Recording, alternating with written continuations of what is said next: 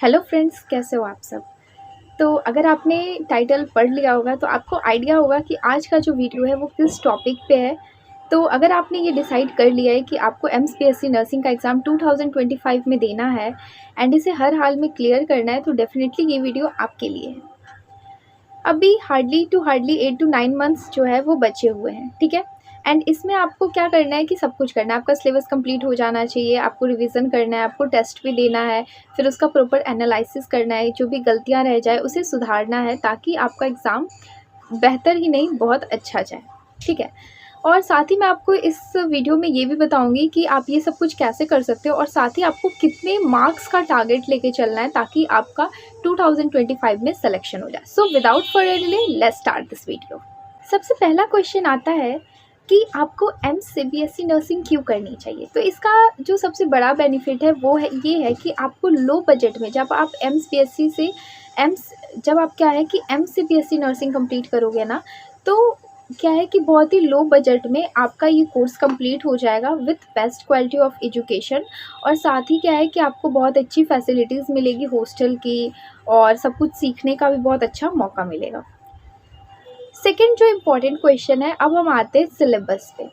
ठीक है, आपका सिलेबस क्या है। बहुत लोग हैं जिन्हें अभी तक यही नहीं पता है कि सिलेबस क्या है, ठीक है। और बहुत लोग हैं जिन्हें पता है, तो जिन्हें पता है वो अच्छी बात है, और जिन्हें नहीं पता है उनके लिए मैं बता देती हूँ कि 11th और 12th का जो फिजिक्स केमिस्ट्री और बायोलॉजी की जो न्यू बुक है वही आपका सिलेबस है। तो आपको आप सभी के पास जो भी 2025 में एग्ज़ाम देने वाले हो उन सब के पास क्या है कि फिजिक्स केमिस्ट्री और बायोलॉजी की जो एनसीईआरटी की जो न्यू बुक है 11th और 12th दोनों ही होना बहुत ज़रूरी है, ठीक है। जितनी भी बुक है ना 11th और 12th की पीसीबी की, वो सारा आप बाई कर लो अगर आपके पास नहीं है, क्योंकि एनसीईआरटी होना बहुत ही इम्पॉर्टेंट है, क्योंकि वही आपका सिलेबस है। कुछ डिलीटेड पोर्शन है, ठीक है, जिससे क्या है कि 2024 में क्वेश्चन आया था अभी एग्ज़ाम में, तो अभी 2-4 क्वेश्चन उससे आए थे। तो अभी उसका कोई प्रोस्पेक्टस वगैरह कुछ आया नहीं है कि डिलीटेड पोर्शन से भी क्वेश्चन आएगा या नहीं। तो अभी फ़िलहाल के लिए आप डिलीटेड पोर्शन को रहने दो, एंड अभी जो न्यू मतलब एनसीईआरटी है उसे प्रॉपर्ली फॉलो करो, उसमें जो भी चैप्टर्स है टॉपिक्स है उसे पढ़ो। उसके बाद एक है आपका जीके, क्योंकि 10 मार्क्स का जीके भी होता है। तो जीके में क्या है कि आप 5-6 क्वेश्चन ईजिली कर लोगे, अभी फ़िलहाल उसके लिए मत पढ़ो। एंड उसके लिए क्या करना, आप मतलब जो प्रीवियस ईयर क्वेश्चन है ना उसे देख लेना, उससे आपका काम हो जाएगा, सफिशेंट है, ठीक है। उस पर ज़्यादा फोकस मत करो, फिजिक्स केमिस्ट्री और बायोलॉजी पे ज़्यादा फोकस करो। उसके बाद है कि कितने क्वेश्चंस होते हैं, मार्किंग स्कीम क्या है, ये सब बात कर लेते हैं। तो टोटल 100 क्वेश्चन होते हैं एंड 1/3 निगेटिव मार्किंग होता है, ठीक है। एक सही होने पे आपको +1 मार्क मिलेगा, एंड एक गलत हो जाएगा तो 1/3 उसका निगेटिव हो जाएगा, ठीक है। ये बात आप ध्यान रखना। और जो कोशिश करना कि कम से कम निगेटिव हो, क्योंकि अगर आपका निगेटिव ज़्यादा होता है ना तो उससे आपका रैंक बहुत ज़्यादा फ्लक्चुएट करता है।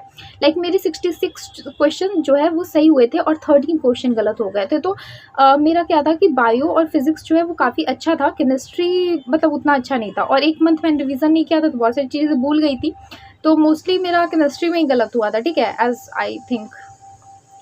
तो वो जो गलत हुआ तो ओवरऑल मेरा फिर निगेटिव वगैरह लेके सब कुछ ख़त्म करके टोटल 61.67 मार्क्स ओवरऑल बना था, ठीक है। तो ये सब चीज़ आप ध्यान रखना, कोशिश करना कि नेगेटिव कम से कम करो।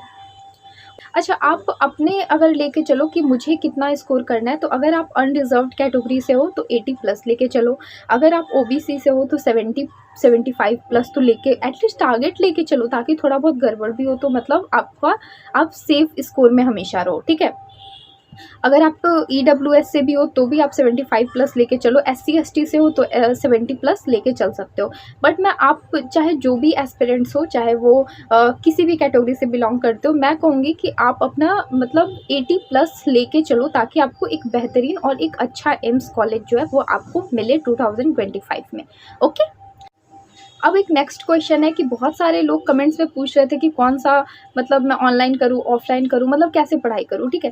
तो देखो, अब ये आप पे डिपेंड करता है, आपको सेल्फ स्टडी से भी पढ़ाई कर सकते हो, जैसे मैंने किया था। मैंने मोस्टली जो है वो पढ़ाई जो है सेल्फ स्टडी से की थी। एंड केमिस्ट्री के लिए मैंने PW जो है, क्योंकि मैं नीट का प्रिपरेशन करती थी, तो PW का जो है यकीन 2.0 जो है वो परचेस कर रखा था, ठीक है।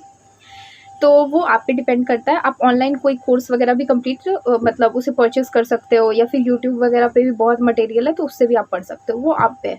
ऐसा कोई ज़रूरी नहीं है कि आप परचेज़ नहीं करोगे तो नहीं पढ़ा, आप सेल्फ स्टडी से भी पढ़ सकते हो, वो आपको देखना है। और सेकंड थिंग ये है कि आप चाहे जिससे भी पढ़ो और प्रॉपर्ली आप एक ही टीचर को फॉलो करना हर सब्जेक्ट के लिए, मतलब अलग अलग जो भी आप एक टीचर शुरू से ही डिसाइड कर लो, ठीक है, और उसे ही प्रॉपर फॉलो करो। क्योंकि क्या है ना कि कभी 2 महीने इससे पढ़ लिया, 2 महीने उससे पढ़ लिया, तो फिर क्या होगा कि बहुत प्रॉब्लम हो जाएगा, ठीक है। सब मतलब सबका पढ़ाने का तरीका अलग होता है ना, तो आप पहले थोड़ा थोड़ा लेक्चर देख लो, आपका जिसके साथ आप मैच कर रहे हो, ठीक है, जो आपको अच्छे से समझ में आ रहा है आप उसे फॉलो करो। क्लियर? एंड ऑब्वियसली किसी प्रॉपर टीचर का मैं नाम नहीं ले रही क्योंकि मेरा खुद का एक्सपीरियंस नहीं है, बट डेफिनेटली अगर ऐसा कुछ है तो मतलब आप लोग को जानना होगा ऑनलाइन, तो आप मुझे कमेंट में बता देना, मैं एक बार 2 4 10 का देख के और फिर उस हिसाब से आपको बता दूँगी, ठीक है। ऑनलाइन बहुत सारे वैसे प्लेटफॉर्म वगैरह भी है और ऑनलाइन यूट्यूब वगैरह पे भी आपको मिल जाएगा, ठीक है। मैं आपको बताती हूँ मतलब हर एक सब्जेक्ट वाइज कि आपको कैसे पढ़ना चाहिए।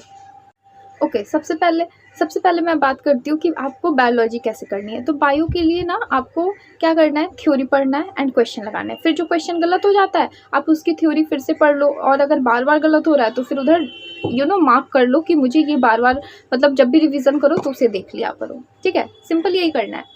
एंड मेक श्योर आप बायो को प्लीज़, ऐसे होता है ना बहुत सारे लोग क्या करते हैं बायो को बहुत हल्के में ले लेते हैं, प्लीज़ ऐसा मत करना। बायो को बहुत ही अच्छे से सिंसियरली पढ़ो, क्योंकि बायो ऑब्वियसली आपने बायो चूज़ किया है तो आपका बायो स्ट्रांग होगा ना, तो इसलिए आप उसका फ़ायदा उठाओ और कोशिश करो कि जो 30 क्वेश्चन आते हैं बायो के उसमें 30 आउट ऑफ 30 आपके सही हो, ठीक है। उसके बाद हम बात करते हैं कि अब फिज़िक्स कैसे करनी है। तो फिज़िक्स में सबसे ज़्यादा डाउट्स होते हैं, नहीं मेरा फिज़िक्स अच्छा था वैसे, केमिस्ट्री से ज़्यादा अच्छा था मेरा फिज़िक्स करने का जो सबसे आसान तरीका है वो मैं आपको बताती हूँ। देखो, सबसे पहले तो आप थ्योरी पढ़ो, ठीक है। जो भी मतलब क्लास, अगर आपको बहुत ज़्यादा प्रॉब्लम हो रहा है ना, ठीक है, तो आप मतलब एक प्रॉपर लेक्चर वगैरह भी फिज़िक्स का अटेंड कर सकते हो, ऑनलाइन या ऑफलाइन क्लासेस वगैरह ले सकते हो। पहली चीज़ तो ये। दूसरी चीज़ है ना कि जैसे हर एक चैप्टर जब कंप्लीट हो जाता है तो उसमें ना एनसीईआरटी का जब आप पलटोगे, हर एक चैप्टर के क्या होता है लास्ट में पॉइंट टू रिमेंबर या पॉइंट टू पॉन्डर करके दिया होता है, आप उसे ज़रूर पढ़ना। और हर एक चैप्टर जब पढ़ने के बाद क्या है, उसमें कुछ फार्मूलाज होते हैं, और वो फार्मूलाज क्या करो कि आप एक जगह नोट डाउन करके रख लो। उसके बाद ना आप क्वेश्चन बनाओ। आप सबसे पहले क्या है कि डायरेक्ट वो क्वेश्चन नहीं बना, मतलब लाइक डायरेक्ट क्वेश्चन वाले क्वेश्चन नहीं बनाने की बजाय आप एग्जाम्पलर से स्टार्ट करो, ठीक है। तो एग्जाम्पलर से क्या होगा, आपको हेल्प मिल जाएगा कि कैसे मुझे क्वेश्चन बनाना चाहिए, ठीक है। तो काफ़ी हेल्प मिलता है, इवन उस टाइप के बहुत सारे क्वेश्चंस आते भी है एग्जाम में भी, ठीक है। तो एग्जाम्पलर आपको बहुत हेल्प करेगा।